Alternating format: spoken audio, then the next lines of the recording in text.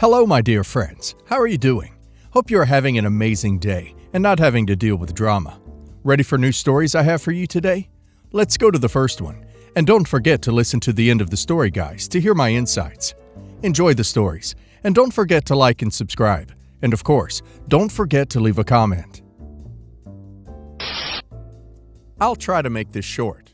I, 21 female, have a friend, 37 male. I met him 2 years ago. He randomly added me on Snapchat via quick add. We just had small talk, not much. But he has told me before he thinks I'm very pretty. Nothing past that really. Until 2 weeks ago. I was at a bar and he showed up. This was the first time we met. Long story short, I got very drunk. We went to his car. No one drove, but we were just chilling in his car. We started to kiss, make out, and he started to feel my body. It stopped there, since my friend came to pick me up. The guy texted me after I left saying he wishes we done more, that I'm attractive, that I turned him on, that he wants to set up a date with him and I. He also went into detail about what he would do to me romantically. Well, next day comes. We planned to go to the movies, but I was being snoopy and found his Instagram. I only ever had his Snapchat and number. And found out he has a wife and family. Immediately I went to the wife's page. It was private, so I just searched her name onto Facebook. I sent her a message, letting her know that her husband isn't being faithful to her, and I sent proof. I asked the man if he's married after I found his wife's page, and he said no. The 2 years I've known him, he's never mentioned being married. I even recall when I first met him, he told me he's single. So I was under the impression he was single, but he's not. The wife responded very hurt, which I expected. However, she's blaming me, saying it's my fault. I'm a young skank, that her husband wouldn't do that it was a mistake, that I want to ruin her marriage, etc. I told her I did not know he was married. He said he wasn't, and I showed her that he said he didn't have a wife. She blocked me. I confronted the guy. He admitted yes, he had a wife. I just blocked him. Fast forward to last night. The wife unblocked me to message me. She told me I ruined her son's life and she hopes I'm happy with my actions. Now she's threatening to take me to court. I don't know what for. Is there any laws regarding marriage and affairs? Her friend also messaged me, calling me a homewrecker.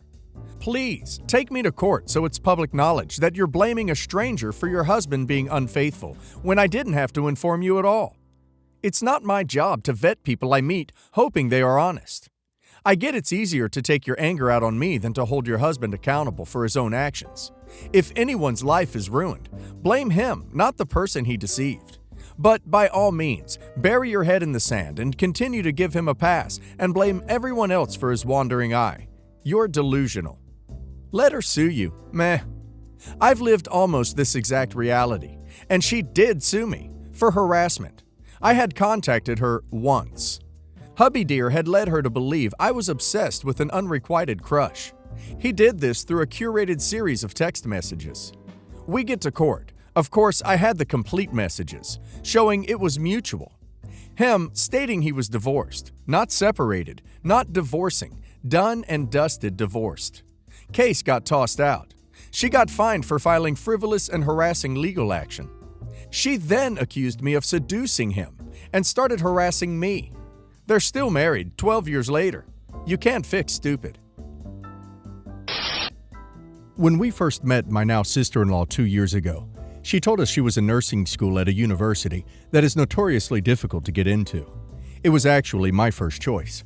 I ended up at a different school and I graduated in December 2018. Woot!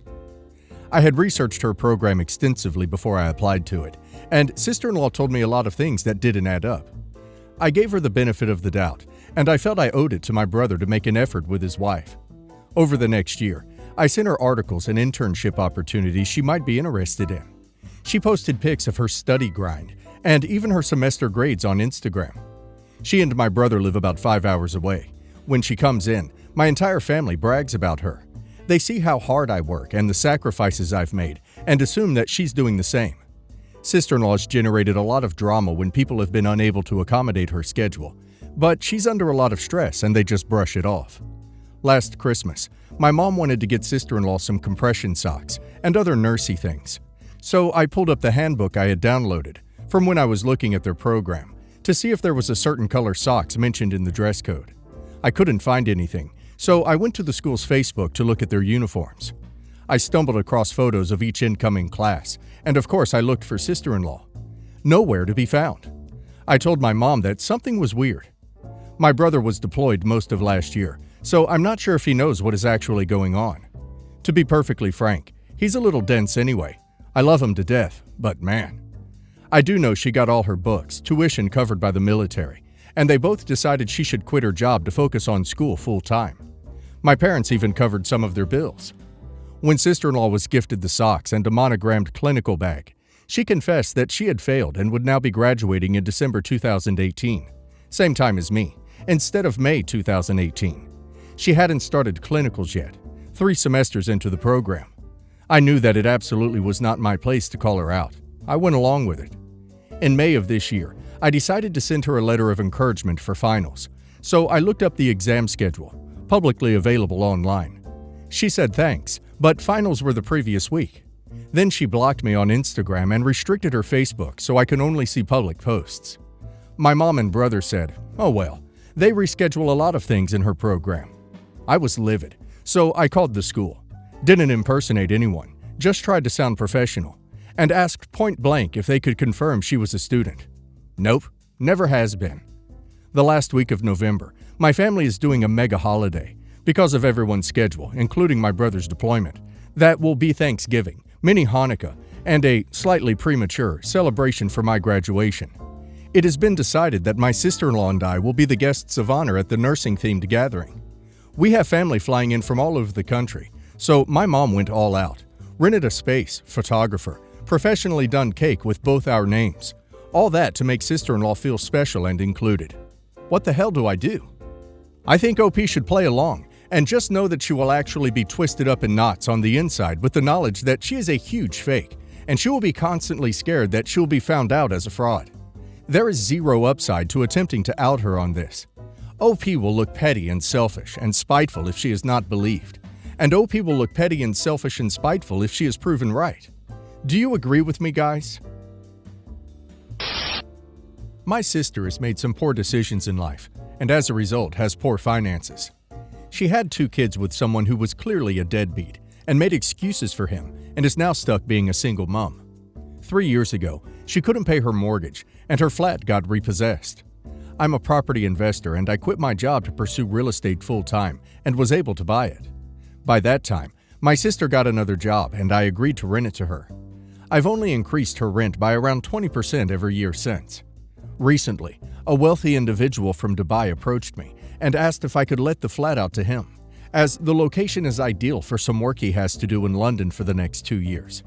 He was willing to pay a little higher than market rate for it, 15% more than what my sister currently pays. I sent my sister a no-fault eviction which asks her to leave in 2 months, so I can rent it to the other guy. She can overstay this 2 months and get evicted by bailiffs, but she eventually chose to go. I had to do this, and there have been rumors about the government banning such evictions, so I did it as soon as I could, which means she left before Christmas. She found another place further away.